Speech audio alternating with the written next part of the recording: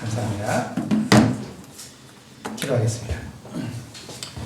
은혜가 많으신 아버지 감사합니다. 또 당신께서 우리 가운데 또 주시는 말씀을 통하여서 또 우리가 참으로 우리 하나님께 받은 은혜가 무엇인가를 또 깊이 생각해 볼 수 있는 시간이 될 수 있도록 도와주옵소서. 오직 한 성령으로 인도함 받는 시간이 되기 원합니다. 감사드리며 살아계신 우리 주 예수 그리스도를 받들어 기도드렸습니다. 아멘.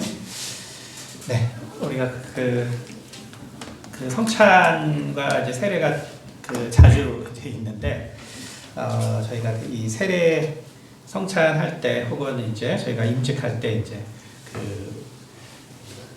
이렇게 선서하는 것 때문에 이제 지난주에도 하나님의 사람이라는 말씀으로 이제 말씀을 증거했는데요. 그리고 이제 성찬식을 저희가 이제 매주 하다 보니까 이게 아마 4년 전인가 설교가 아마 있어요. 거기 보면 이제 제가 생각하는 성찬이 무엇인가에 대해서 나와 있는데 세례에 대해서 또 했는데 찾을 수가 없어가지고 아마 제가 없던 시절인 잠시 저희가 녹화를 못하던 한 2년 정도 시절이 있었거든요. 그래서 세례에 대해서 그래서 다시 한번 말씀을 좀 나누도록 하겠습니다. 우리가 이 세례와 혹은 뭐 침례라고 하는 이것은 그 중요도가 사실은 이제 우리가 참 상상할 수 없이 중요합니다. 특히 이제 우리 개신교에 있어서는 이것은 이제 너무나 이제 중요한 일인데 특별히 사실은 참 이 용어적인 문제, 이 용어적인 문제를 떠나서 우리가 이 세례라는 것 이것이 정말로 갖는 어떤 본질적인 의미가 뭔가? 왜냐하면 이제 이 세례라는 것이 우리가 이 침례교 신자, 그러니까 침례교 신자들은 이제 세례에 대해서 좀 더 잘 알아요. 그러니까 미국은 이 침례교 국가이기 때문에 침례가 엄청 중요합니다. 아시겠지만 미국은 이 침례교인들은 그리고 또 역사적으로 여러분 이제 교회사를 배워보면은 진짜 이 침례를 받기 위해서 그 인생을 거기서 침례하면서 마친 사람들이 무수히 많습니다. 결국 왜냐하면 기독교의 박해 중에 하나가 이제 하는 방법이 결국 이제 이 상징이 이제 이 침례이기 때문에 그냥 물속에 들어가면 죽는 거죠. 그러니까 기독교인들 박해할 때. 그래서 이런 역사들이 있고 그리고 침례교인들이 이렇게 타 종교에게만 박해를 받은 게 아니라 우리가 잘 아는 것처럼 이제 유럽에서 이제 개신교와 구교의 전쟁 또 영국에서도 성공회와 또 침례교인 사이들의 이런 알력이 계속 있었기 때문에 침례교라는 것이 이제 결국 인정받은 것이 이제 제일 역사적으로 보면 이제 그 후에 물론 이제 오순절교가 등장했지만 그러나 어쨌든 이 침례교인들이 인정받기까지는 결국은 이제 우리가 아는 것처럼 메이플라워를 타고 미국에 가서 거기서 침례교인들이 정착을 하면서 그러면서 이 침례라는 게 인정을 받았지 사실은 이 침례를 도로 이 역사에서 다시 가져오기까지가 1700~1800년의 세월이 걸렸거든요. 그러니까 우리가 성경을 보면 예수님께서는 침례를 받았죠. 침례를 받았는데 근데 실은 이제 우리가 이제 기독교가 이제 종교화되면서 예식으로 바뀌고 그러다 보니까 이제 우리가 영세라는 게 생기고 또 세례라는 게 생기고 물론 이제 그 사이에는 관수례부터 시작해서 별의별 방법이 다 있습니다.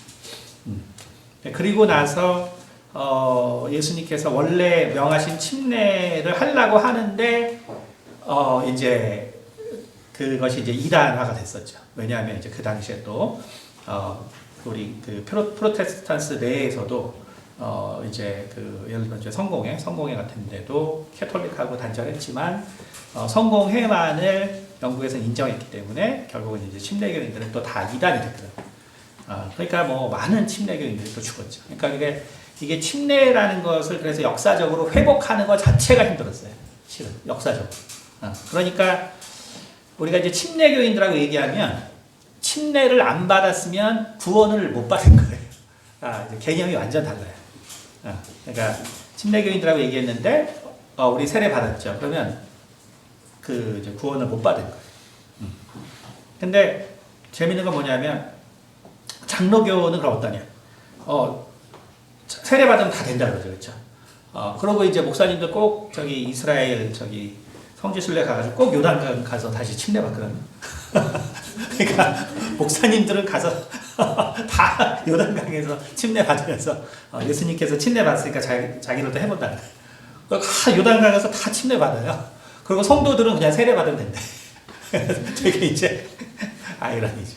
그렇죠? 그러니까 사실 이게 참 이게 우리가 핵심을 따지고 돌아가면 엄청난 힘든 문제라는 겁니다. 제가 얘기하는 건. 그래서 이 세례와 혹은 침례에도 우리가 무슨 답을 제시하라. 그러면 답이라는 건 없어요. 답이라는 거는 뭐 애초에 있을 수 없는 거기 때문에. 하지만 답은 우리가 모르지만 성경에서 이제 말한 것을 우리는 생각해 볼 수 있죠. 그것을 통해서 바로 하나님이 내게 말씀하신 것이 무엇인가를 깨닫는 것이 중요한 것이죠.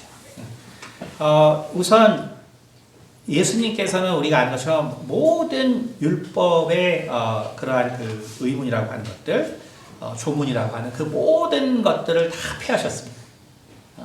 다 폐하시고 그리고 두 가지 예식을 말씀하셨거든요. 근데 결국 그게 뭐냐면은 결국은 성찬과 세례인 거죠. 성찬과 세례. 그러니까 모든 것들을 다 폐하시니까 성찬과 세례를 명했단 말이에요.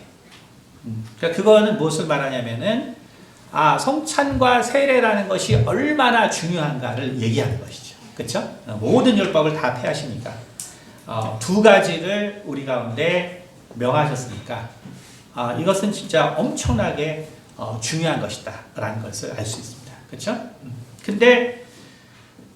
그런데 과연 그것이 결국은 또 다른 그런 율법이 돼서 그것이 또 다른 율법이 돼서 우리가 영세나 혹은 침례나 세례를 안 받으면 그러면 그것이 구원이 또 없는 일이냐? 그렇죠? 이제 결국은 우리가 이런 관점에서 보게 되면은 결국은 우리가 하나님을 결국은 또 오해할 수밖에 없게 된다. 다시 말해서 우리는 이러한 제가 그래서 지난 시간에 이제 아마 일주일 돼서 뭐 대부분 다 까먹었을 텐데 지난주에 제가 무슨 얘기인지 기억 잘 안 나실 거예요.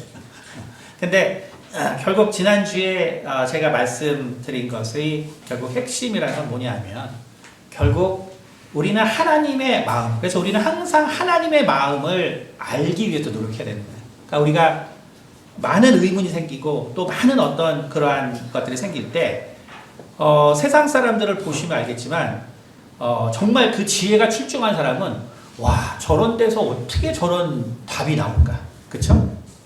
그러니까 우리 어제 이브 안수사님이 그 아이스 브레이킹을 통해서 이렇게 뭔가 이렇게 질문하잖아요, 그렇죠? 질문했는데 어떤 사람들은 그걸 딱 보면 그 질문의 핵심을 알고 딱딱 얘기하거든요. 근데 그게 이제 안 되는 사람들은 너무나 이제 그게 힘들죠. 너무나 힘들어요. 사실은 저도 이게 뭐 학생들 무슨 뭐 행사한다 그러면 너무나 힘든 게 저는 이 즉흥즉답 뭐 이런 걸 못해요. 그러니까 무슨 게임을 하면은 막 뭐 모양으로 뭐 설명하고 뭐 하면 아무리 봐도 저는 이해가 안 돼요. 저게 뭘 얘기하는 건지. 근데 사람들은 막 모양으로 뭐 얘기하면 다 맞춰. 그러면 이제 저 같은 사람은 너무 못 맞추니까 이게 이제 부끄럽기까지 한 거예요. 너무 못 맞추니까. 그러니까 이제 다행히 제가 이제 목사가 돼서 이제 목사한테는 안 물어보니까 이제 너무 다행인데 어떨 때는 막 성경도 물어보면 생각이 안 나요. 그러니까 누군가 뭘 물어보면 생각이 안 나. 저는 이제 그런 스타일 사람이거든요. 그러니까 이제 우리 안수장님이 하는데 저는 이제 하나도 이제 뭐 떠오르는 거 하나도 없죠. 근데 이제 그런 것처럼 우리가 뭔가를 갖다가 우리가 하나님 안에서, 근데 하나님 안에서는 항상 답이 있다는 거예요. 하나님 안에서. 그게 뭐냐 하면 결국은 어떤 질문을 받던 다 예수와 연결시키면 돼요. 어떤 질문을 받던. 그러니까 우리 인생에 어떠한 질문을 받던 다 예수와 연결시키면 돼요. 그러면 우리가 뭐든지 얘기할 수 있습니다. 그러니까 참 하나님 안에서는 너무나 그 솔루션이 있기 때문에 너무나 이제 감사하죠. 그러니까 다시 말하면 우리가 모든 결국 궁금증이라는 것은 우리가 정말 예수님이 우리를 위해서 무엇을 하였나. 그러니까 여기서 우리가 그래서 신약이라는 것, 그리고 항상 제가 강조하지만 기독교라는 것은 뭐냐 하면 신약을 바탕으로 구약을 바라보는 거예요. 그러니까 구약이 기독교의 정말 그 견고한 그 파운데이션이지만 우리가 구약을 통해서 신약을 바라보는 게 아니라 구약을 통해서 만약에 신약을 바라보는 건 뭐냐 하면은 그게 요즘 이단들이에요. 그러니까 뭐 여호와 증이라든지 뭐 혹은 사실은 이 형태만 다르지 신천지나 이 모든 사람들이 뭐냐면 구약을 바탕으로 바로 신약을 보는 거예요. 그러니까 기독교는 그게 아니고 신약을 바탕으로 구약을 바라보는 거예요. 신약을 바탕. 그러니까 우리는 모든 것을 바로 예수님이 우리에게 무엇을 하였나를 바탕으로 바라봐요. 그럼 우리 생각에 오늘 어차피 하나님을 믿는 건데 왜 하나님이 말한 거를 바탕으로 왜 안 바라보고 왜 예수님이 하신 것을 우리는 그것을 바탕으로 바라보아야 하는가? 바로 그것이 우리는 기독교인이고 기독교인이라는 것은 뭐냐면 바로 크라이스트를 믿는 것이고 바로 크라이스트는 바로 우리를 위한 구세주이기 때문에 그렇죠. 그래서 결국 하나님의 아들이 우리를 통해서 역사하신 그 모든 것들을 하나님 아버지께서 기뻐하셨기 때문에 우리는 이제 바로 예수께서 만유의 주로 삼으셨다는 거예요. 그러니까 항상 우리가 헷갈리지 말게 우리의 주는 그래서 예수님이에요. 예수님께서 이 땅에 오신 후로 우리의 주는 예수님이기 때문에 우리는 모든 것들을 생각할 때 바로 예수님을 바탕으로 모든 것을 바라보아야 한다는 것이죠. 그건 결국 뭘 말하냐면 우리가 모든 것들을 바라볼 때 결국 예수님께서 십자가에서 우리 가운데 베푸신 그 은혜가 얼마나 큰지를 아는 거예요. 그러니까 신앙은 뭐냐면 그 은혜가 얼마나 큰지를 아는 것입니다. 그 은혜가 너무나 크면은 그 크기에 따라서 결국 세상의 고민이 결정되는 거예요.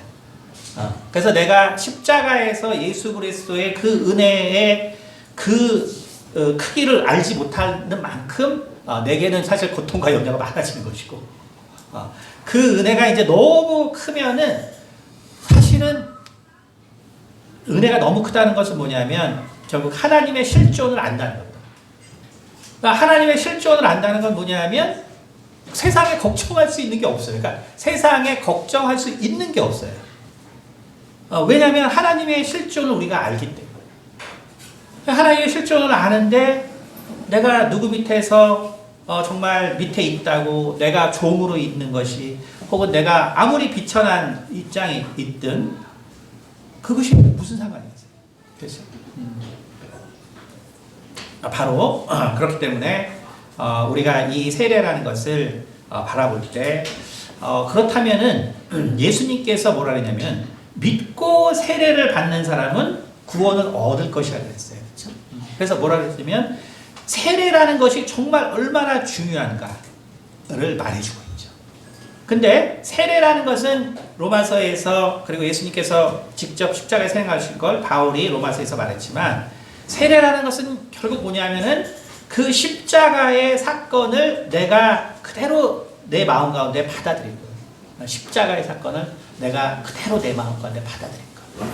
그러면 십자가의 사건을 내 마음에 그대로 받아들인다는 것은 뭐냐면은 바로 예수님께서 나를 위해서 나의 모든 죄악을 사하여 주셨다는 것을 내가 받아들인 거예요.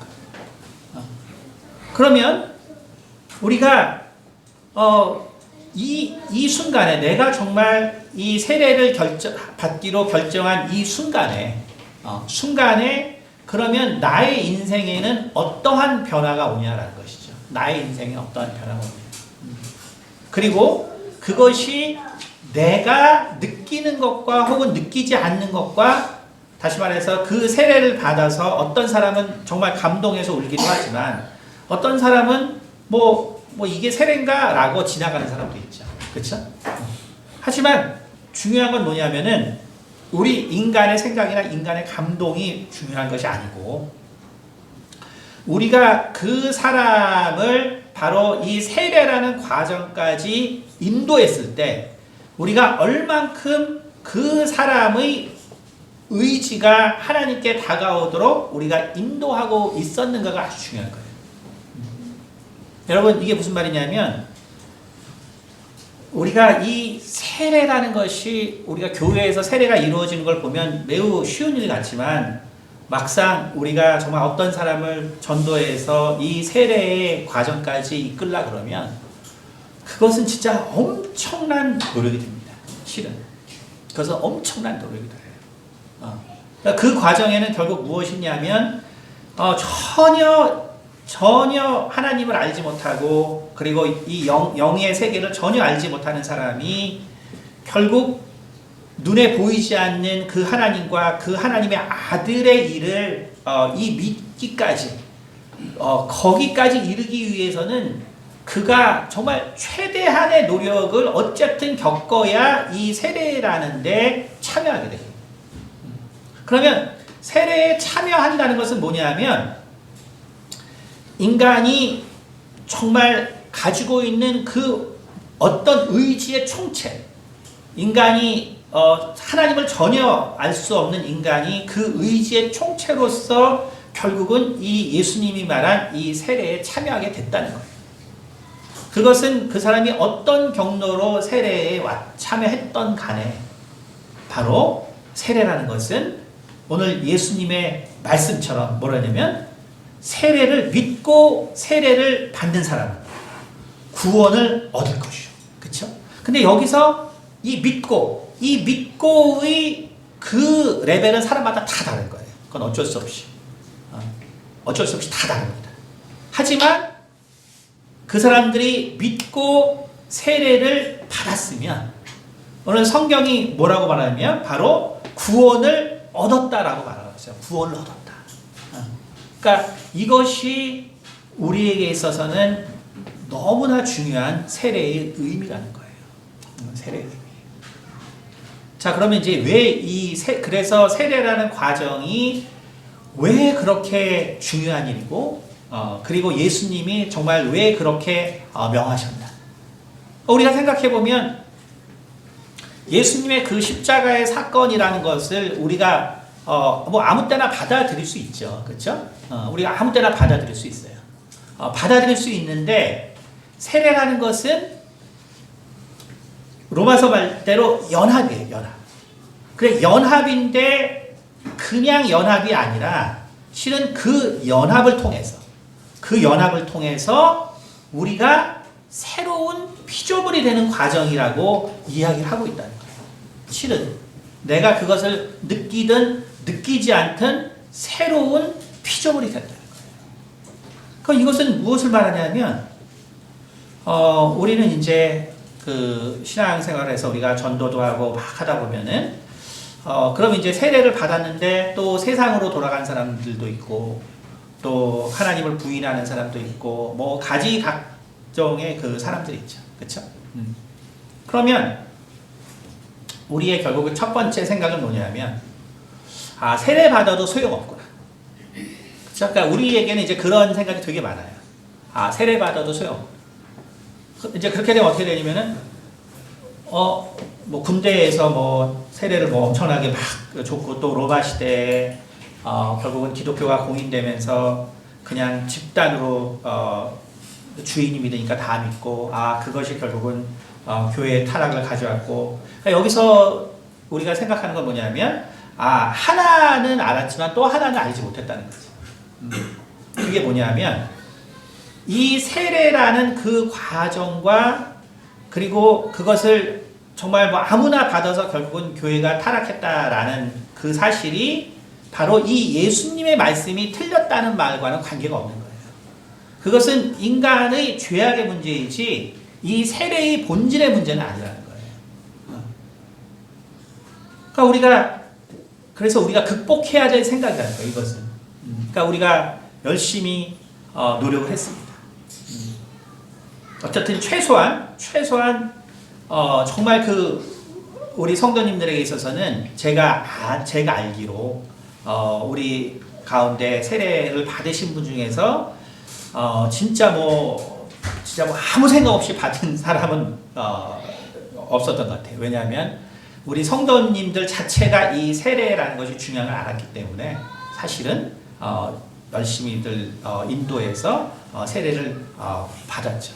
그러나 문제는 이제 그 다음에 발생하는 거예요. 그럼 우리가 그렇게 열심히 세례를 줬다고 해서 그러면 그분들이 다 지금 믿음을 가지고 다 잘 살고 있냐? 그러니까 우리가 돌아보면은 뭐 우리 가족 중에 지금은 교회 안 다니는 사람도 있을 수 있고 내 친구 중에 있을 수도 있고 또 내 주변에 내가 이끌었던 사람들 중에도 있을 수 있죠. 그렇죠? 그러면 우리가 처음 드는 생각이 뭐냐면 세례를 받으면은 정말 가장 중요하고 가장 우리의 구원에 정말 그 약속 같은 거라고 생각을 했는데 세례를 받아봤자 이게 또 소용이 없는 거야. 그러니까 그렇게 생각하면 안 된다는 거예요. 그렇게 생각하면 안 된다는 거예요. 자, 제가 지난 시간에 말씀드렸지만 제가 오랜 동안 사역을 하면서 이게 사실 참 오래된 질문이었어. 오래된 질문. 그러니까 젊을 때 그때 정말 신앙이 뜨거울 때 그때 결국 많은 이제 이런 그 병원들 다니고 옛날에는 이제 뭐 이런 개념이 없었기 때문에 병원이 다 오픈되어 있었어요. 그렇기 때문에 뭐 제가 서울대병원 엄청 이제 자주 전전을 갔는데 그러면 옛날에는요 뭐 막 오잖아요. 그럼 막 좋아해요. 뭐 누구든 오면 엄청 좋아해요. 병원에 이제 아무도 없기 때문에 누구든 병원에 오면 참 좋아해요.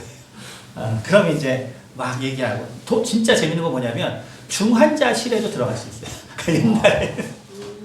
옛날에는 중환자실에도 들어갈 수 있어요. 그러니까 지금은 뭐 상상도 못하죠. 옛날에는 중환자실에 들어갈 수 있었단 말이에요. 이제 그러면은 뭐 거기서는 막 소리 지르고 이런 사람들 막 있죠. 이제 그러면 이제 거기 있는 사람들이 얘기한단 말이에요. 뒤에서 우리 장로님이 옛날에는 안 그러셨는데 아프다고 지금 저렇게 소리 내고 뭐 하나님을 원망하고 막 이제 사람들 교회 사람들 모여서 하는 소리가 들린단 말이에요.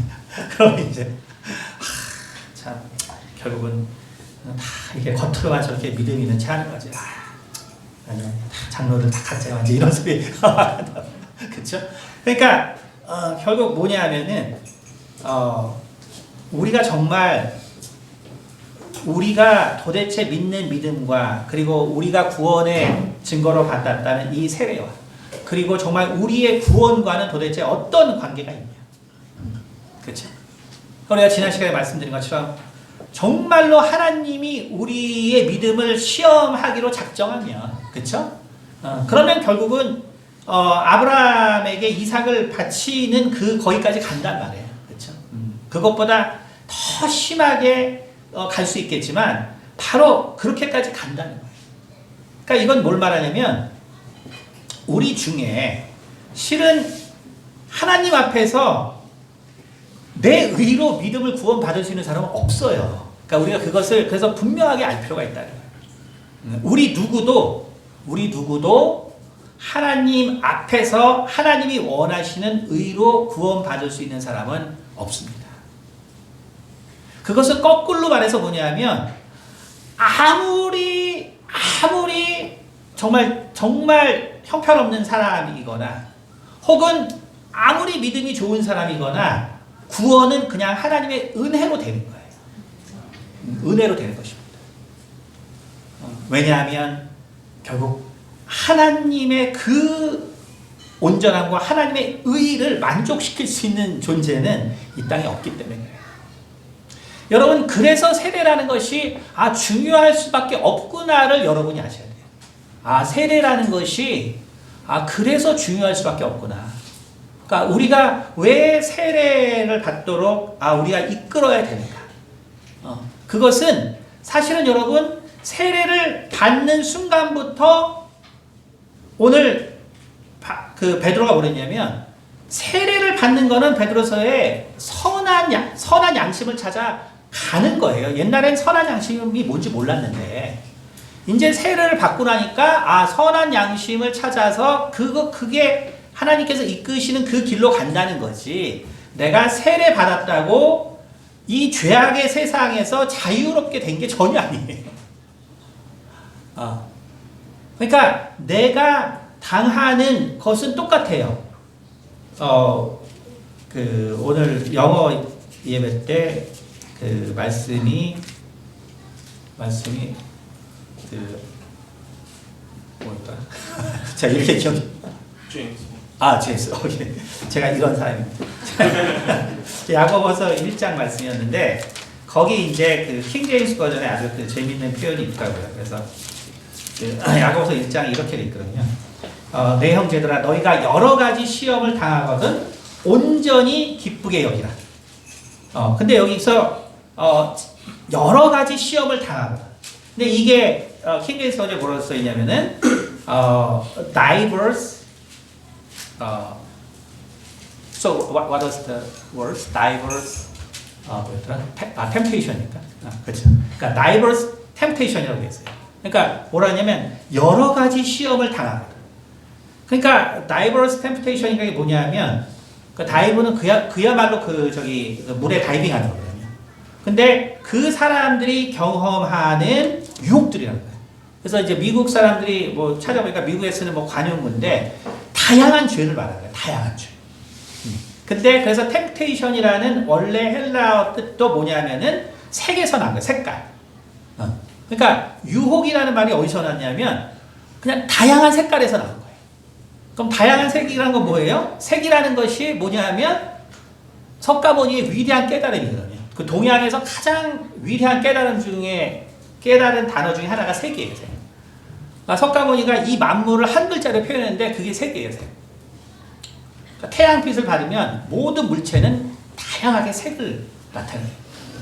그러니까 엄청난 깨달음이죠. 그러니까 이게 그럼 뭐냐면 근데 헬라 사람들이 결국 색이 이 죄악의 원어라는 거는 죄악은 모든 것에 편만에 있다는 소리예요. 그러니까 우리가 세례 받았다고 내가 이 충만한 죄악의 세상에서 갑자기 자유인이 되는 게 아니에요. 전혀 그런 게 아니에요. 나는 여전히 이 죄악이 충만한 세계에서 살아가는 거예요. 그럼 세례라는 건 뭐냐면 내 온 정신에 성경이 말하는 그 온전함, 하나님을 우리가 향한 그 온전함. 세례라는 것은 우리가 열심히 이 사람들을 기도하고 돕고 해서 내가 정말 하나님이 원하는 어떤 온전함까지 온 거예요. 그 상태에서 세례를 받는 거예요. 그러니까 여러분이 그 사실을 잘 아셔야 돼요. 그러니까 내가 그 상태가 돼서 그게 유지되면 좋겠죠. 근데 그거는 이제 목회자들이나 하는 거고 레위인들이나 하는 거예요. 레위인들은 맨날 그거 하는 게 밥 먹고 하는 거니까 하는 거지. 대부분의 사람은 그럴 수 없어요. 온전함에서 다시 세상으로 가고 유혹을 받을 수밖에 없는 거예요.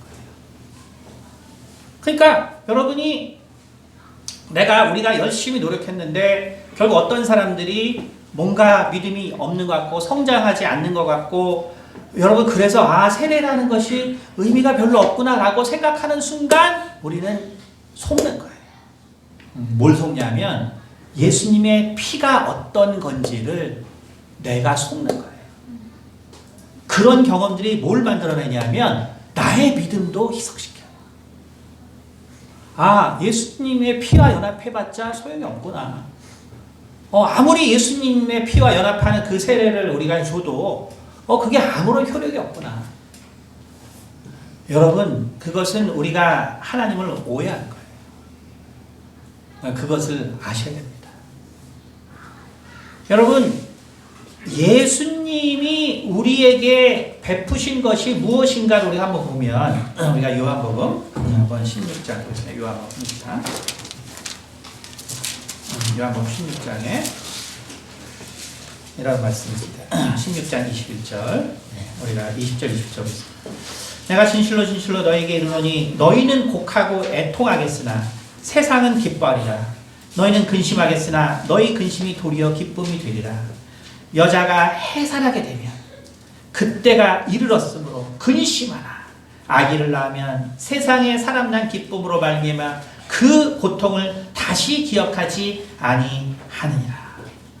지금 너희가 근심하나 내가 다시 너희를 부르니 너희 마음이 기쁠 것이요 너희 기쁨을 빼앗을 자가 없으리라. 예수님은 결국은 이 십자가의 사건의 전에 내가 너희와 이제는 떨어져야 될 것이다. 근데 이 떨어져야 될 것이라는 것에 이게 아버지께 가겠다는 의미뿐만 아니라 이 아버지께 가는 그 통로가 뭐냐면 십자가의 이 길이에요. 그러니까 예수님도 결국은 이 십자가의 길을 통해서 아버지께 가는 것입니다. 근데 이 십자가를 통해서 우리는 거기에 연합했어요. 근데 예수님이 이 십자가에서 연합을 뭐라고 말했냐면 여자가 해산하는 것으로 표현한단 말이에요. 여자가 해산하는 것.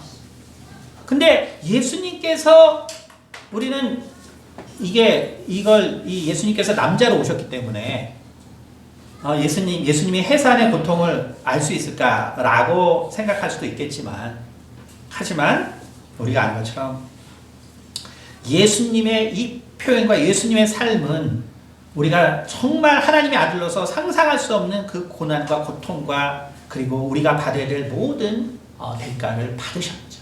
그렇죠? 자, 그런데 이 과정은 결국 여러분 뭘 말하냐면 우리가 하나님의 아버지가 되었지만 사실은 예수님께서 또 하나님이시기 때문에 예수님께서는 또한 우리를 자녀로 또한 생각하시고 또 우리를 자녀처럼 대하신다는 거예요. 그러니까 우리는 우리가 항상 이 하나님과 예수님과 이게 삼위일체가 우리가 맨날 헷갈리기 때문에 그래서 이것이 이런 연결이 생소하게 느낄지 모르지만 예수님께서는 결국은 우리를 정말 또 하나님과 똑같은 그 자녀로서의 마음으로 바로 우리를 대하시고 또 우리를 이끄신다는 것입니다. 우리 저기 히터 좀 끌까요? 네, 우리 주무시는 분들의 기술하고 히터 좀 끄도록 하겠습니다. 네, 자 그러니까 정말 예수님께서 여러분 그 사실을 그래서 아셔야 돼요. 이 사실이 왜 중요하냐면 우리는 이게 마치 이게 항상 이제 이 구약과 신약이 항상 같이 있다 보니까 우리는 많은 경우에 또 어때요? 설교라는 것이 사실은 되게 구약적인 설교가 되게 많아요. 또 종교라는 시스템이 갖춰질 때 항상 구약적인 것들을 우리가 차용을 하게 됩니다. 그렇기 때문에 항상 무슨 문제가 생기냐면 이 세례와 성찬이 하나의 또 다른 율법이 되어버린 거예요. 그리고 또 다른 어떤 판단의 근거가 된 것이죠. 예수님께서 십자가에서 다 모든 거를 정말 우리를 위해서 다 계속하셨는데 지금 성찬과 세례가 또 다른 정말 율법이 돼서 우리를 심판하려는 것이 아니라는 것을 우리가 알아야 된다는 거예요. 우리가 항상 이제 사실 이게 이제 헷갈리는 말씀이 이제 히브리서 6장이거든요. 그래서 히브리서 6장 보면 이런 말이 있죠. 히브리서 6장 6장 4절에 한 번 빛을 받고 하늘의 은사를 맛보고 성령에 참여한 바가 되고 하나님의 선한 말씀과 내세의 능력을 맛보고도 타락한 자들은 다시 새롭게 하여 회개할 수 없나니. 그렇죠? 그러니까 우리가 항상 생각하는 말이 이런 거예요. 내가 이제 예수님을 믿어서 이제 새 사람이 됐는데 근데 내가 선서할 때 뭐 주일을 성수하고 뭐 11조를 하고 뭐 교회에 뭐 7위에 내가 복종하고 또 성도들과 화합하기를 애쓰고 이걸 내가 했는데 내 삶이 이제 그렇지 못하단 말이에요. 그러면 이제 막 이제 죄책감을 느끼게 되죠. 그래서 이제 사실 이제 제가 항상 이 성찬을 한 달에 한 번씩 하면서 제가 이제 미국에 있을 때부터 제가 목회할 때는 항상 그랬는데 그러니까 어떻게 되냐면 이게 율법적인 교회일수록 어떻게 되냐면 이 사주째 성찬하는 주의 성도들이 줄어요. 율법적인 교회일수록 제가 그거를 뭐 옛날부터 느꼈어요. 그러니까 뭐 50명 뭐 나왔으면 이제 성찬하는 주는 40명 이렇게 나오죠. 그래서 잘 보면요. 성찬하는 주만 빠지는 사람들이 있어요. 왜 그러냐면 이게 성찬이 너무 거룩한데 내가 이걸 준비하지 못했고 그래서 하나님께 죄송하고 그래서 이제 성찬식에 참여하는 게 너무 이제 죄송한 거죠. 근데 그게 믿음이 아니라는 거예요. 그게 믿음이 아니라는 거죠. 그러니까 그것은 율법이 된 거예요. 율법이 된 거예요. 여러분 하나님께서 우리에게 세례를 주심으로 영원한 구원을 허락하신 것이고 그리고 성찬을 주심으로 항상 주님의 은혜에 참여할 수 있도록 해주신 거예요. 이것은 네거티브 법이 아니라는 거예요. 이것은 우리를 심판하거나 우리의 구원에 전혀 관계없는 바로 우리가 영원한 하나님의 나라를 준비하는 자로서 그것을 더 잘 준비할 수 있도록 우리를 이끌어주는 예식들이지 이것이 우리를 심판하기 위해서 존재하는 것이 아니라는 거예요. 그러니까 우리가 만약에 정말 이것이 정말 예수님께서 우리를 심판하시기 위한 것이었다라고 한다면 보세요. 정말 우리가 이 베드로 같은 사람이 어떻게 됐겠는가? 그렇죠? 그러니까 예수님의 제자들, 그렇죠? 예수님께서 정말 그 십자가에서 죽는 그 순간을 다 보았던, 그래서 우리는 보지 않고 세례를 받는 것이지만, 그것을 그 모든 장면을 보고, 저 예수라는 존재가 결국은 저렇게 죽을 수밖에 없는 인간이었구나. 정말 누구도 예수님이 죽고 나서 어땠어요? 여인들만 나왔지 남자들은 다 숨었잖아요. 예수님의 제자들은 뭔 생각했겠어요 거기서? 내가 참 미쳤지. 하나님의 아들이 어떻게 있어? 정말 내가 진짜 그때 내 가족들 다 뒤로 하고 내 전 재산 팔아서 내가 진짜 그때 미쳤지. 오늘날 주식하는 사람들 내 손가락을 잘라야지 하는 거죠. 내 발을 잘랐어야 돼. 이제 이런 말 나오는 거잖아요. 그렇죠? 그렇단 말이에요. 그런데 예수님께서 그들을 찾아가셨잖아요. 그렇죠? 그렇게 똑같이 생각한 사람. 그것은 우리가 세례를 받은 것보다 더 심각한 문제예요. 우리가 세례를 받은 것보다 더 심각한 일이에요. 근데 예수님이 어떻게 하셨다는 거예요? 그들을 찾아가셨어요. 왜? 예수님에게는 아버지의 마음이 있기 때문에 그런 거예요. 아버지. 여러분 우리가 항상 성경을 생각할 때 정말로 중요한 건 뭐냐면 우리가 항상 하나님의 종이라는 걸 배우죠. 그 다음에 예수님께서 우리를 친구라 그랬죠. 그리고 또 성경은 우리가 하나님의 자녀라 그랬죠. 그렇죠? 근데 항상 우리의 생각이 어디 머무냐면 우리의 모든 생각이 종에 머물러요. 항상. 그러니까 우리의 생각이 항상 종에 머물러요. 왜? 그 얼마 되지도 않은 의 때문에.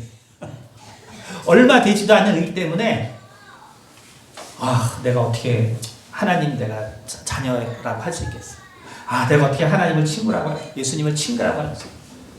내가 그런 인간이 못돼. 이게 뭐냐면 정말 그 알량한 의 때문에 그 먼지만도 안 한 그래서 정말 아브라함처럼 시험을 하면 정말 다 예수님을 부인할 수밖에 없는 그 알량한 의 때문에 우리가 어디를 못 가냐면 하나님의 자녀라는 사실이죠. 우리가 하나님의 자녀라는 사실. 하나님의 자녀라는 사실은 뭐냐면 정말 그 십자가의 사건을 보고 그 예수가 진짜 아무것도 아니구나. 내가 미쳤었구나. 내가 진짜 돌았었구나. 라고 하는 그 모든 제자들을 바로 다시 품는 것이 그것이 아버지이기 때문에 가능한 거예요. 아버지의 마음이기 때문에. 여러분 제자들이었으면 어땠어요? 그래 내가 니네들 그럴 줄 알고 그리고 내가 새로운 아이를 뽑겠다. 이렇게 되겠죠. 한 번 배신한 사람을 다시 쓸 수는 없다. 언제 또 뒤통수 칠지 모르니까. 근데 자녀는 그게 안 되는 거예요. 자녀는 그게 안 되는 거예요. 여러분 그것을 잘 아셔야 돼요. 우리는 이 세례라는 어떤 상황이라는 것이 우리는 무엇을 의미하는가를 그래서 잘 아셔야 된다는 거예요. 우리가 세례받고 내가 지금 정말 교회 생활 잘하고 내가 지금 이제 하나님의 사람이 돼서 이렇게 있다고 나는 세례에 합당한 사람이라는 의미가 전혀 아니에요. 그걸 좀 이해하셔야 돼요. 그러니까 내가 정말 세례 받아서 내가 이 자리에 이렇게 하나님을 위해서 섰다는 것이 내가 세례 받은 게 합당한 사람이었다는 의미가 전혀 아니라는 거예요. 그것은 하나님께서 주신 분깃에 따라 다 다른 것이에요. 어떤 사람은 그것이 인생의 최고의 순간인 거예요. 하나님이 정말 우리 인간에게 하나님을 알 수 있도록 한 그 온전함이 그 최고의 그 세례에 참여하는 바로 그 한 시간만 온전할 수 있는 사람이 허다해요. 왜? 분깃이 다르니까. 그렇잖아요. 여러분 우리 목사님도 간사님도 있지만 우리가 뭐 여기 여러분 평신도들하고 다르겠어요? 똑같아요. 저도 또 맨날 집에 가면 이혼하느니 우리가 같이 못 살자느니 똑같습니다. 우리 진짜 우리 정말 우리 이게 목사로 하자면 우리 정찬서 안수생이 목사야 돼. 우리가 이거 행위로 뭐 하려 그러면 이거 진짜 우리 안수생이 하셨어요. 여러분 그런 게 아니에요. 그런 게 아니고 그 모든 사람들이 다 아까 말한 정말 이 죄악이라는 게 얼마나 역동적이에요. 역동적이고 컬러풀하잖아요. 컬러풀. 오늘 그 킹제임스 버전에서 죄악이라는 것은 컬러풀하다. 컬러풀. 얼마나 좋아요. 그쵸? 그러니 그거를 누가 그걸 견디겠어요. 그렇죠? 그것은 결국은 하나님의 열심이 없으면 안 되는 거예요. 하나님의 열심. 그럼 하나님의 열심은 뭐냐면 그러면 그 사람들이 저게 구원을 받을까 안 받을까 여러분 어떻게 할 수 있냐면 그 사람의 행위에 있는 게 아니에요. 세례를 받은 사람의 행위에 있지 않아요. 그럼 그것을 잘 알아야 돼요. 왜냐하면 행위에 있다 그러면 누구도 하나님 앞에 구원받을 사람이 없기 때문에 하나님이 정말 시험하기 시작하면 누구도 구원받을 수 없기 때문에 그럼 어디 있냐면 바로 전도자에게 있는 거예요. 전도자. 그것이 만약에 정말 아내라면 이 남편이 지긋지긋하게 안 믿죠. 그쵸? 세례까지 갔어요. 근데 이제 안 믿는 사람이 수두룩하잖아요. 그쵸? 근데 내가 그 남편이 불쌍하다면 내가 정말 그 남편 때문에 가슴 아프다. 내가 정말 이 남편이 돌아오기를 바란다. 여러분 그것이 하나님의 마음인 거예요. 그게 하나님께서 그를 붙잡고 있다는 거예요. 내가 하늘에서 결국은 정말 땅에서 내가 묻게 되면 결국 하늘에서도 묻게 되는 것이 바로 우리에게 있는 거예요. 여러분 그것을 아셔야 돼요. 우리가 이 패배주의적 생각 때문에 이걸 잘못 이해하기 때문에 우리가 세례를 그래서 막 데려옵니다. 그리고 이제 1년 있다가 보니까 다 가요. 그러면 어떻게 돼요? 그래 뭐 세례 받았으니 그렇지 뭐 그 변화가 안 돼도 어떡하겠어. 그러니까 이게 뭐냐면 세례라는 것이 그것이 이제 뭐라는 것을 우리가 완전히 속아서 완전히 우리가 예수님의 피와 연합한 것이 아무것도 아니라는 것을 우리가 매우 쉽게 고백하는 거예요. 걔 그냥 세례만 받았어. 걔 뭐 그런 거야. 그게 아니라는 거예요. 바로 우리가 이제 언젠가 그 사람을 만났을 때 정말 그 사람이 신앙이 없다고 한다면 우리가 그에게 정말 그 긍휼한 마음과 정말 하나님께서 그를 붙들어 주고자 하는 그 마음, 여러분, 그것이 그 사람의 구원을 결정하는 거예요. 왜냐하면 예수님은 이미 십자가를 통해서 그리고 세례를 통해서 다 연합됐다고 선언했기 때문에 그런 거예요.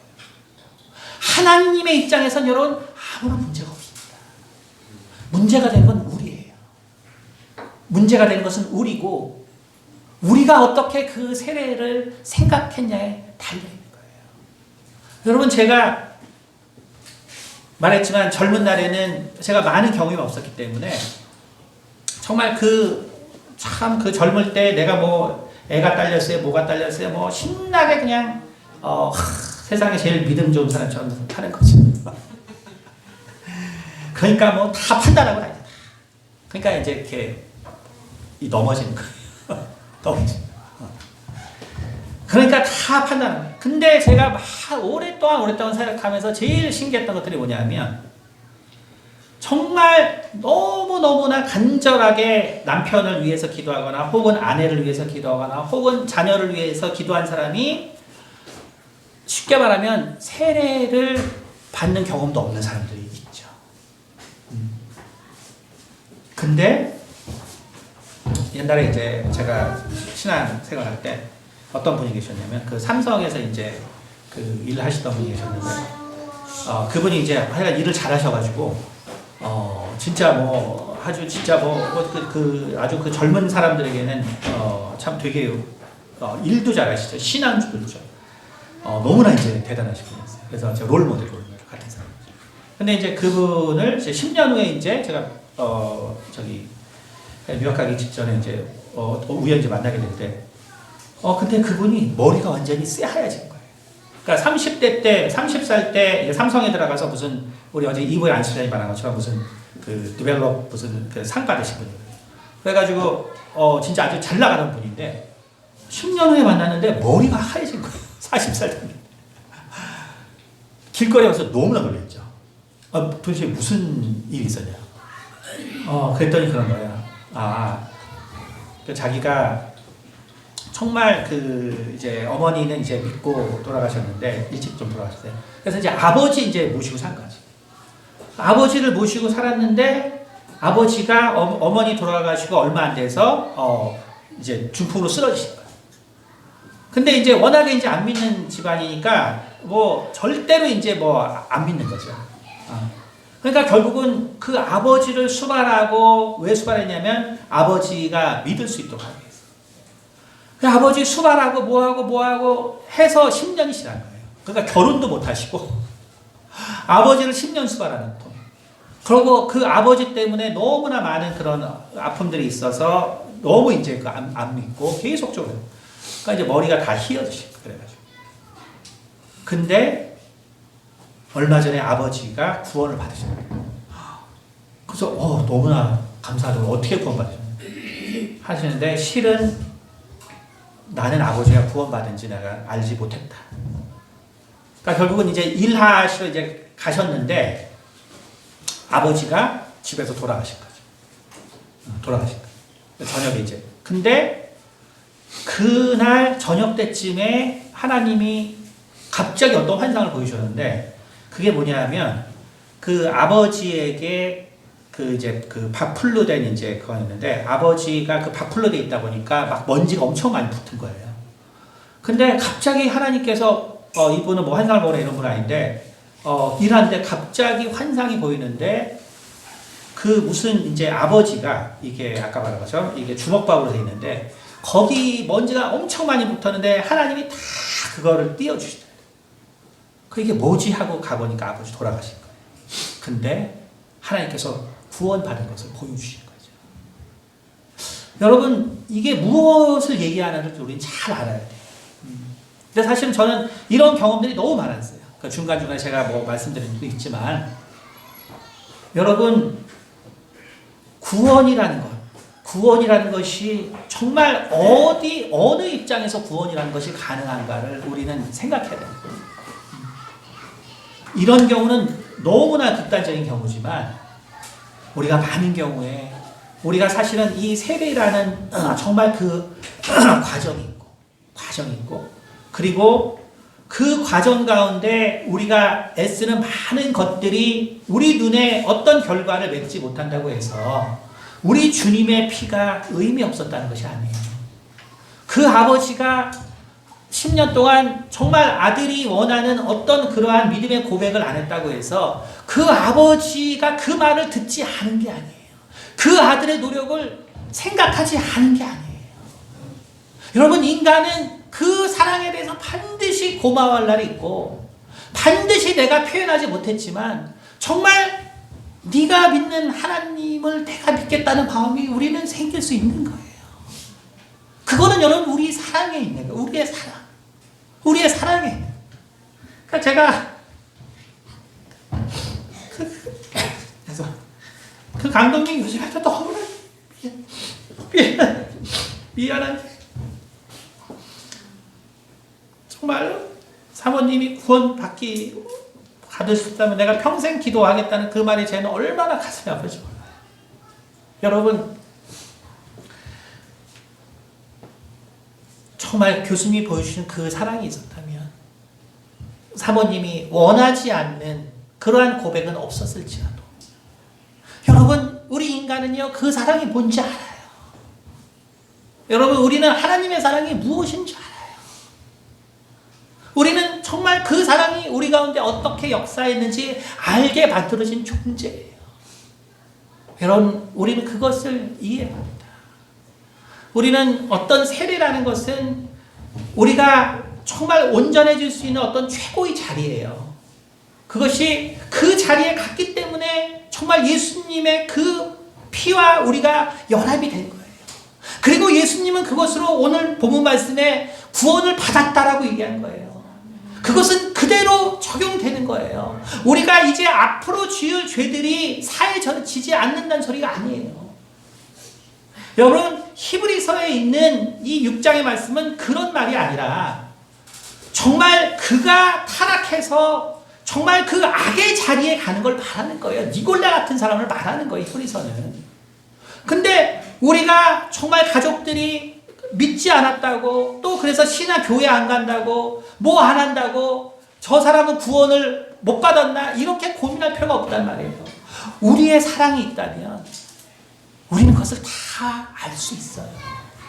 그리고 죽음의 순간에 내가 옆에 없더라도 우리 마지막에는 우리가 전해준 사랑과 우리가 전해준 예수님의 그 말씀과 하나님의 위로를 깨달을 수 있는 것이 인간이에요. 그래서 구원은 우리가 포기하지 아니하면 반드시 이루어지는 것입니다. 만일 우리가 정말 이 패배에 사로잡혀서 그래 세례라는 것이 뭐 별 힘이 있겠니? 성경 공부를 안 했으니까 저렇게 됐겠지. 누군가는 해주겠지. 그것이 우리의 패배예요. 그것이 아니에요.